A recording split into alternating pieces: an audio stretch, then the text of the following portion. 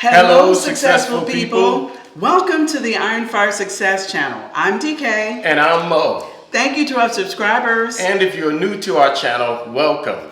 Please subscribe for more information about new home construction and model home tours here in the San Antonio and surrounding areas. Today's video is all about decoding that design center. What are allowances and how can you use them to pay for standard selections and upgrades? Let's go.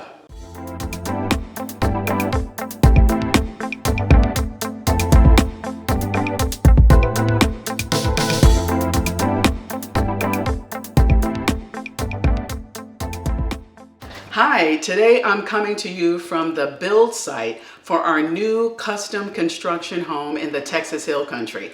It's a hot day here in Texas, so I'm going to try to make this quick. And if you want this in writing, go to our blog at www.ironfiresuccess.com. I'm going to put a link in the description box too. Okay, so let's get started. What is an allowance?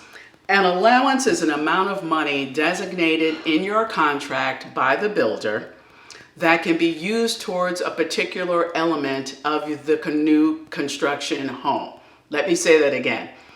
An allowance is a specific amount of money designated in the contract that can be used towards a particular element of your home. How does this look? So if you're building a home for $650,000 total, in your contract it will say that the, say, plumbing fixture allowance is $10,000. That your kitchen appliance allowance, for example, is $8,000. So you'll know that out of that $650,000, you have those amounts of money set aside to cover your plumbing fixtures and things and your kitchen appliances. And the topics of things in your contract that could be under an allowance is specified. So maybe flooring, it could be cabinets. So you just have to check your contract to find out what those things are. Another place where you could know what these are in advance is in the builder's brochure. So when we were visiting model homes here in Texas, some builders would give you a brochure and in it, it says what's standard. Usually the builder will put the amount of money for the allowances in those brochures so you know up front whether a builder will allow $8,000 for appliances or $10,000 for appliances. Now, how does this work?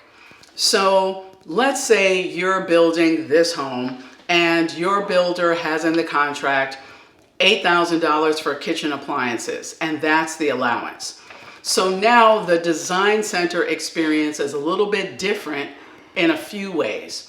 Number one, your builder could still use a design showroom or center, but instead of you going and picking out specifically designated appliance brands or lines, you now can pick whatever you want. You can pick whatever cooktop you want, whatever double ovens you want, whatever dishwasher or microwave you want, as long as the total of those things doesn't exceed the allowance amount in the contract, then that's included. Let's say you pick out appliances that exceed the allowance amount. Now that excess becomes what you would pay for the upgrade. Another way this is done, which is the way our builder did it, was to not specify an amount of money upfront in the contract for the appliance allowance. Let's use that example. What my builder did was say, well, the amount of money of the allowance is equal to the amount of money that a bid comes back from the vendor to cover specifically designated appliance brands and items. I'm going to give an example of what that looks like. So our builder included a Whirlpool brand kitchen appliances, a particular line of Whirlpool appliances, and particular things. So they included a microwave, a dishwasher, double ovens, and a cooktop. So What they do is they send out a bid to their appliance vendor, and they might send it out to more than one vendor in the area that they work with. And they say, give me a price for a Whirlpool XYZ line, dishwasher, microwave, cooktop, and double ovens. And when the bids come back, the amount of money that bid totals, and let's say it's $8,000, then $8,000 is the amount of our appliance allowance. Now, because that's the way our builder did this, what we did is during the contracting phase, we knew we weren't going to want only Whirlpool XYZ line appliances. We wanted also a freestanding hood over the cooktop we have in the island. And we also knew we wanted a sliding drawer microwave.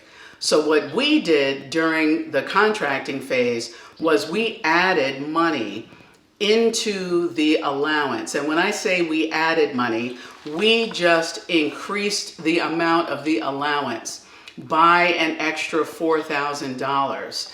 So that now, let's say instead of being $8,000, our allowance is now $12,000. And in the example of a home that costs $650,000, well, we just raised the total contract price to $654,000. So that overage now got added on to the total price of our home. Now, when we went to the showroom to pick out our appliances, we didn't pick out Whirlpool anything. I picked out a GE cooktop, I picked out GE double ovens, I think I picked out some other brand of dishwasher, I picked out a different freestanding range hood, and we picked a sliding drawer microwave. Now, the sum total of everything I picked, using our example, was actually, instead of the extra $4,000, it actually went over by $1,500. So we started with 8, we added 4, but when we made our selections, it cost an extra $1,500. In that situation, the $1,500 overage, that's how much our upgrade charge was. So now we had to actually increase our contract amount by $1,500, or we could pay the $1,500 now ourselves, or we can use our discretionary allowance. So now let me get into what that is. So if you are in our situation where you see what your builder is going to include as an allowance is not enough for what it is you knew you're going to pick, then what you can do is instead of adding the $4,000 to the appliance allowance, we said, well, we don't know in how many areas we're going to go over. We might go over in plumbing fixtures. We might go over in tile. So instead of designating that $4,000 to the appliance allowance upfront, we could opt to create a discretionary fund. So you could say, builder, I need you to add $15,000 into this contract price to cover the event that I go over my allowance in any particular area. So going back to my example with us, we did create a discretionary fund, and it was small, like $10,000. So in our example, the $650,000 house, you would add $10,000 as a discretionary amount. So now your contract is for $660,000. Now, if your appliance allowance was $8,000 and you went over the appliance allowance by $4,000, you could always use that discretionary amount or discretionary allowance to cover the overage. In our case, because we added $4,000 in just for appliances that we knew would go over, and we had that discretionary allowance we set up, we just took $1,500 from the discretionary amount to be able to cover the upgrade to the kitchen appliances. So I am hoping that by these examples you see how using allowances when you are working with your builder to pick standard and upgrades could be a very flexible way of doing things. Now, in our case, our builder had agreements, I guess, or contracts already with certain vendors in the San Antonio area. So we were not free to shop anywhere we want. However, in other custom building procedures, the client, you, could actually use your $8,000 and buy your appliances from wherever you want. Now that to me is the most advantageous situation because you can go shopping anywhere you want, Best Buy, Floor & Decor, where prices are known upfront because they're retailers and you could see what the prices are.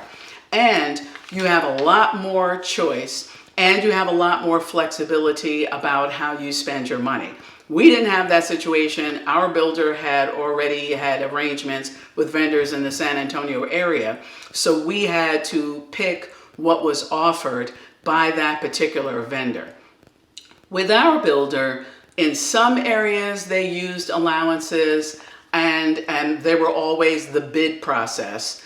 And in other cases, they did state upfront a specific amount of money, and I think it was for lighting, where that allowance was preset in our contract. I don't remember how much it was, but I remember it wasn't enough, and that we needed to add money onto that too to get what we needed. But in the case of our plumbing fixtures, what we did was our builder used the bid process and they said, well, we will cover the cost of mowing Brantford series I think it was oil rubbed bronze fixtures throughout the house and certain types of sinks or, faucets and things like that. So when they sent out for the bid came back and I think it was around $10,000. We added extra money in up front during the contract because there were certain things we knew were not going to be included in the original bid. One of them was a seal granite sink where we added $1,000. The other was, what was it? Oh, comfort height toilets. So we knew that that wasn't going to be included in the standard bid. So we added money for comfort height toilets. Now, when the bid came back around $10,000, we also knew we weren't going to want Brantford mowing oil rub bronze fixtures, not when our entire house is like brushed nickel or something like that. So what we did was when we looked at the way that bid was arranged and it covered certain things, we picked what we wanted. So we picked whatever brand we wanted that was offered by the vendor, whatever, particular line of fixture or appliance or sink we wanted. And what we did was because we knew, like in our master bathroom that you'll see if you subscribe and see how our house comes out, we wanted certain widespread faucets, and some of them are matte black and others are gold, and the shower fixture is a kind where you could take the sprayer off and put it back up. So we knew that wasn't going to be included in the builder's original bid, but we didn't know how much it was going to be. So what we did was we picked what we wanted and we said, well, we will utilize the $500 that was set aside in that bid for bath fixtures. So it's things like towel bars, towel rings, toilet paper holders, and so forth, that the total value of all of that in the builder's bid came back to be around $500. So what we did is said, forget it. We don't want to use that $500 worth of our allowance to pay for bath fixtures. Let's use that $500 to pay for these fancy shower heads we wanted instead. So the bottom line is we stayed within the amount of our allowance, but now we don't have bath fixtures, but that's okay because I really didn't like how much the vendor was charging for these bath fixtures, and I think we can get them on Amazon or from Home Depot or Lowe's or something for way less, and we'll install them ourselves after the fact. So we were okay with that. So I hope this helps provide some insight and examples of how, if you're shopping around for a builder and you see that the builder has allowances set up in the brochure or in the contract, you can ask some questions about, whether you can increase the amount of the allowance up front. You can ask whether you're able to shop at any vendor of your choice. And you can ask about setting up that discretionary allowance so that if you do go over in any area, you can always have money to cover it without having to come out of your pocket during the construction. So thank you so much for sticking with us. Subscribe to our channel to see the progress of our new custom home. We're almost done. We're hoping it's about another 2 months until we're able to close. Also, we do model home tours of model homes in San Antonio and the surrounding areas, and it's just fun. So we got addicted to seeing model homes and wanted to share that with you guys as well.